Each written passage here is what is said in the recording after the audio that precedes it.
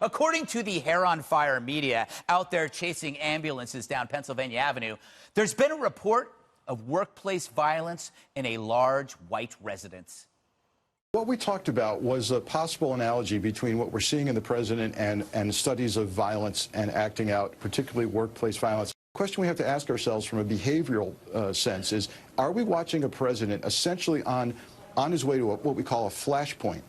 And are we now beginning to see him act out in the form of purging and mass firing and completely not listening to any logic? Are we essentially watching a workplace violence incident play out at the highest level of our government? And is he acting out now? And where does this go if I'm right about that? Can I say holy crap?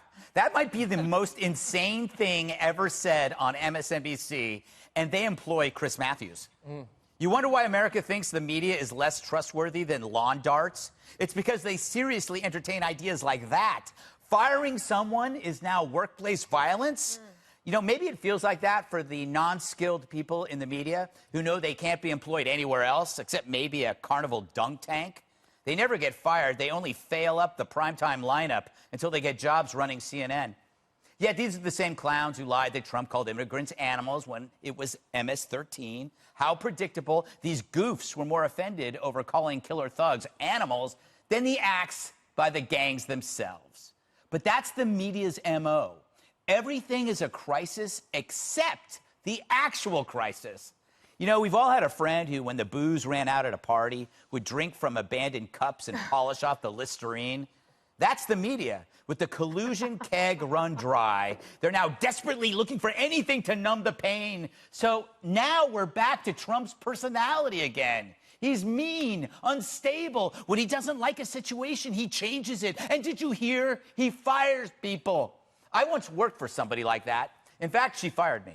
But that's what bosses do in the real world. The real world. The media should check it out sometime. It's really the only show in town, and they can't stand it because they wouldn't last a minute. All right, Dagan, firing is now workplace violence. I guess we can't fire people anymore. We're safe. We're safe. We're safe. Yes. I'm mad at you about the Golden Girls song, by the way. It reminds me of watching Golden Girls reruns in college and eating nachos Belgrande every day, and I was orca fat. So thanks, Greg, for bringing back that memory. Number two, this is the classic laziness of people in the media, because they would rather stand in front of their bathroom mirror and rehearse their newest sneer.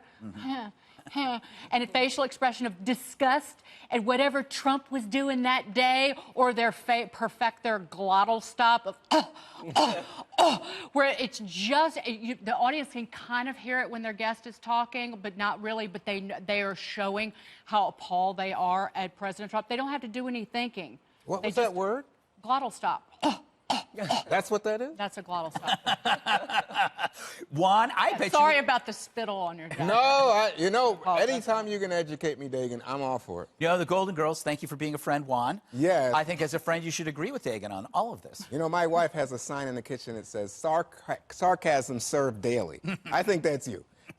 Because to me, one, Trump firing people from ICE, the Secretary of Homeland Security, the Secret Service, I just think at some point, that's a lot of people for one day. But remember, he ran The Apprentice. How should we be surprised? Well, I don't think we're doing The Apprentice. I think we're doing the United States of America. But let me just say, in general, Trump is like the little boy that cries wolf, right? He said, oh, my gosh, we got a caravan coming. We got an invasion of MS-13 and terrorists. And it happens. And then it doesn't happen. Everybody says, oh, we shut down the government. Everybody says, what crisis? And then we have a real humanitarian crisis occur. But, of course, he cried wolf first. And now people are like, well, there is a real crisis, but he's creating the crisis with... It's 103,000 illegal crossings. No, wait. Well, listen to what Juan just said. Juan said there was never any crisis. There wasn't. And now there is a crisis that Trump created. Yeah, a humanitarian crisis. Okay. Because Trump created the crisis. He's the one who is separating families, children from parents. He's the one who says, let's cut the aid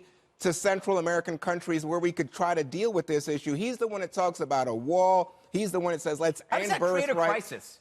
Well, you know what, Greg? He's trying to create a solution. Let me just say, if you want a solution, let's look at the problem. The problem is right now, in terms of illegal immigration, you have more Asians coming into the United States illegally than you do Hispanics. Asians, Juan. No, I'm just saying, let's look at it honestly. Don't go there. I mean, that's and visas. Let's look at the real issue. Instead, you want to talk about a wall. 103,000 illegal crossings, Jesse. Yeah, it's in March. It's at a 12-year high. Yeah. Juan doesn't want to have the conversation because it's an uncomfortable conversation. I'm willing to have. And the rest of the media doesn't want to have this conversation. The conversation is, how many refugees are we willing to absorb in this country? Yeah, of course. How many migrants is the United States economy willing to take? How many unskilled workers are we going to take into this country and not talk about it? Because the media doesn't want to talk about it. All of these unskilled workers, refugees, migrants, they don't go to gated communities. They don't go to Nancy Pelosi's neighborhood. They go to blue-collar neighborhoods. What does that do to the hospital system? What does it do to real estate prices? What does it do to school districts, to American citizens and their wages? I'm asking the questions, and if you ask this question, they call you a racist. You're not allowed to have this conversation in this country, and what the media does is they distort the reality. They either don't want to cover the crisis, or when they cover it, they lie about it. Here's a great example. We had Gloria on the other day, the Hispanic female Border Patrol agent down with the president who said strategically deployed walls work to reduce illegal immigration, and they reduce assaults on Border Patrol. Nancy Pelosi had just said walls are immoral and walls don't work. So why wouldn't the media play the Gloria soundbite, take it to Nancy Pelosi and say, hey, Nancy, the expert on the ground, nonpartisan, says exactly the opposite of what you said. What's your reaction to that? But they don't do that because the media is colluding with the Democratic Party, so the Democrats don't have to act. They want open borders because it's going to help them politically and hurt the president. And right now, the crisis is hurting the country, and the media is helping that damage be done. All right, Dana, care to weigh in on anything? Can I go back to the beginning? Yes, the workplace violence? Yes, workplace violence. So first of all, anybody who serves in a political position in any administration serves at the pleasure of the president. If the president decides in the morning that that tie is not cutting it, But that tie would cut it. It's a But beautiful tie. David, you know what? I don't like the way you said hello to me. You're gone. Right? You don't have to have a reason. Yes.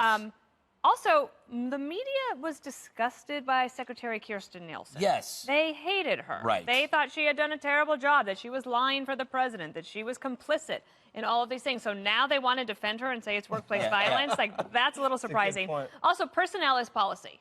Okay, the president's not happy with the policy. So he's changing the personnel. Will he get a better outcome? I don't know. But the other thing that they could have done is they could have had Gloria. They should have pushed that out. Instead, what do they do instead? They push Kirstjen Nielsen out. Rather than like pushing like all of their good stuff that they use. It is quite chaotic, and perhaps the new people will be able to get a handle on it. But what you're going to end up happening is, instead of having policy making at the Congress, now you're going to have more confirmation hearings. Dana, the way you use your hands right now is a bit threatening. You were moving your hands, and I don't think anyone would ever say that they wouldn't protect me from you. If I used workplace violence, it would be justified. By the way, Greg, did you hear what Dana said? Yes. Chaos, disarray. All right. Well, you know what? I wasn't listening because I have the cramps. I do. I have the cramps.